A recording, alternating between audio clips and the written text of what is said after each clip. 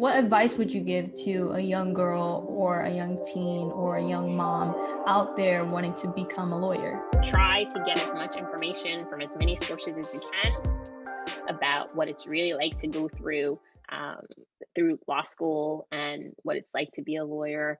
Try out as much as you can to get exposure to, be it through internships or otherwise, to get exposure to um, different types of law. Because I always think, uh, and maybe this is just me, but I'm the personality type where I need to see it or experience it, and that for me kind of is more meaningful than just reading about it or having it described to me. So I guess law school websites might be a good place to explore to kind of get a sense of what it would entail to go through law school.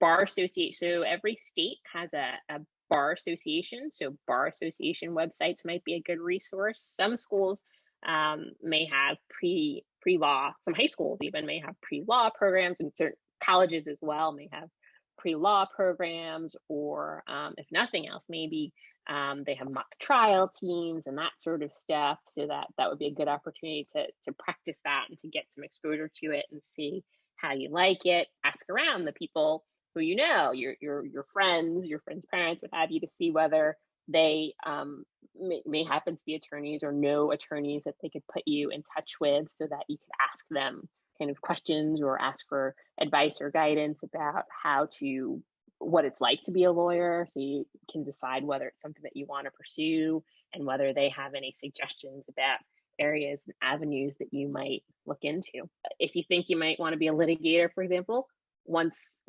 courtrooms are kind of up and running again, go sit in the courtroom and watch a case, watch a trial. You normally, in almost all circumstances, it's open to the public. So go have a look, and you can see civil cases, you can see criminal cases, you can see different lawyers and their personality types and how they interact and engage with the court. A lot of times, particularly, I've seen where a judge will notice a younger person in the courtroom and will engage with them and that's a good opportunity to kind of get a look at least in the courtroom setting, what lawyers do and what that's all about. I know you mentioned that the courts aren't really open right now. Because of what's going on, which is COVID, how has COVID affected your career? So it has made everything kind of overnight, changed things to the very going into the office and interacting with other people in person and going into a courtroom and that sort of thing ended for me about right around St. Patrick's Day. And everything kind of shifted to work from home, lots of video conferences and telephone meetings. I've had court arguments that have been done by way of video conference or phone, which is particularly challenging because I guess I'm a creature of habit, and so a lot of the things that I would be used to having at my disposal, like my big argument binders and what have you, it's just as a practical matter, because I don't have a massive printer, just have to kind of find ways to work around and approach things in a different way. And sometimes it's been seamless, and that's great. Other times there'll be technological problems and the like, but for the most part, it's worked out. What were some strategies that you had to develop being a woman of color in professional environments, such as whether if it was in law school or in the courtroom, so that you could be comfortable in those settings? I don't know that I had to develop any specific strategies, but maybe that's because I'd been used to, from the time that I was in grammar school, had really been used to being the only person of color in a class or in the room or what have you. So I guess for me, it's not as jarring or as different an experience just to have that continue professionally. There are certainly in law school, there were more or an equal amount of women, certainly, in law school as there were men, although not an equal amount of women of color. And it's not unusual, even still, for me to be the only woman or the only person of color in a courtroom. That is changing though, which is good, and there's a lot more diversity in the profession. There's more diversity on the bench, so all good things. But I guess just by virtue of the fact that I've just grown up where it has not been unusual for me to be the only woman or only person of color in that setting, it wasn't a tremendous adjustment. And my only hope is that as the profession and the bench and judges become more diverse, that the day will come where that is not something that's noteworthy or not something that's unusual. So I think we are on that path, and I hope others decide to pursue a career in the law and join me in that, so that someday soon that wouldn't be necessarily the circumstance that they're in. I would love for there to be the day where there are courtrooms full of diverse attorneys and judges, and I think we're on our way. Yeah, I saw some, again, doing the research for the Instagram posts, we saw that the numbers are, although they're not fast, they are starting to trend in the upward direction. So hopefully soon you will be seeing more diversity among lawyers, whether if it's a judge or a litigator or anything within the courtroom or outside of the courtroom, so that it's not just a heavily dominated white field. It will become more diverse as time goes on. Well, look, today we have a historic vice president who is also a lawyer, I might add. So, certainly there's nothing wrong with being the first at anything. And one of the things that I find most jarring is that in 2021, there are still so many avenues and areas where you can look at the person who is taking on that role as them being the first.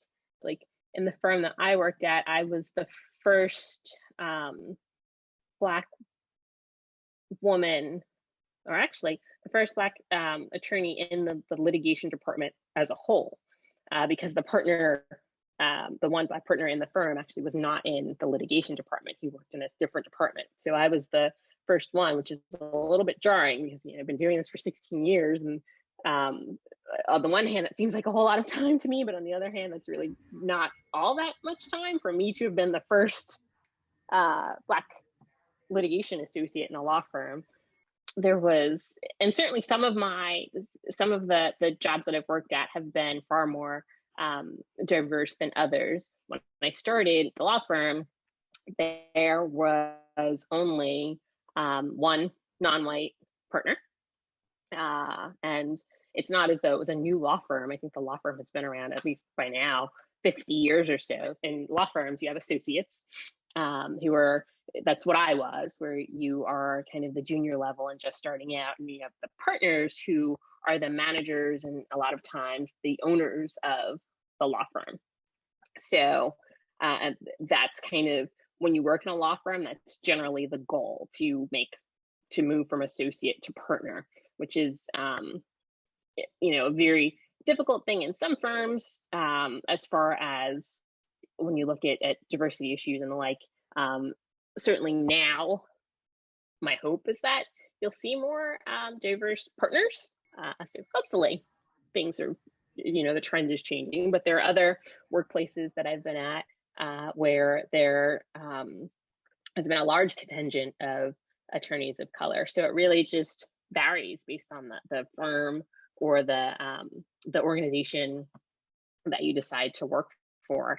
And if diversity is kind of very high on your list of importance, then one of the things that I would suggest that you do is to take a look at the firm's website to get a sense of their culture, to look to see how many non-white partners there are, to see how many female partners there are, to read their diversity statements, which lots of law firms have, but to also, instead of just stopping at looking at the diversity statement, really go through, because most law firms have pictures and bios of their attorneys.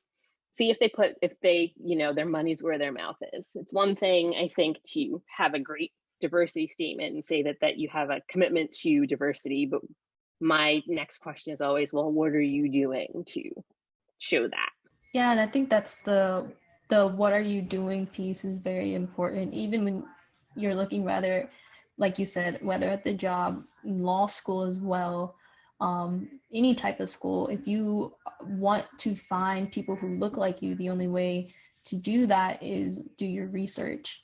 And if the place that you want to work at is like, yeah, we have diversity, and you only see one person of color on their website, do they really have diversity? And where is the diversity if they do? So I really like that you said, it may be good to be the first, but you also want to make sure there are other people within the place around you so that you don't, I guess, feel alone. And the person who's the first never wants to be the last. So that's also a good opportunity maybe to find a mentor. Well, there you go. And to wrap everything up in a bow, well, speaking about, being the first, or just being a lawyer going through law school, however you may view it, how would you describe your career experience in 3 words? Oh, in 3 words. Challenging. Say that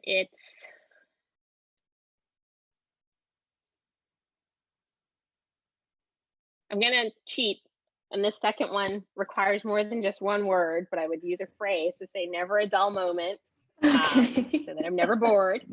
I know I'm breaking the rules. And the third, I would say,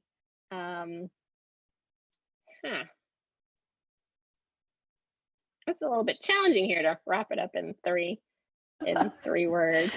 I love to throw that in there because it makes everyone think, it throws everyone off, and then they're just like, what are you doing, Cheyenne? So just put a little fun twist. Rewarding. I like that, because, like I said, I can only view it on the outside, and I feel as though being a lawyer, it's a lot of work, as you've described throughout this whole interview. And at the end of the day, if you are having burnout, or you feel a little lost, you know that you're helping someone, whether if it's one person or a few people, like a group, or it's the country, you're helping your own country out. And I think that it's viewed as rewarding when you look through it that way. I can't speak for Miss Melanie herself, but I can see it as a person looking in on being a lawyer. Well, those are all the questions that I have, and I just want to thank Miss Melanie again for joining me here today to give you all advice and kind of an insight on what it's like to be a lawyer, and I hope to see you all next week. Bye!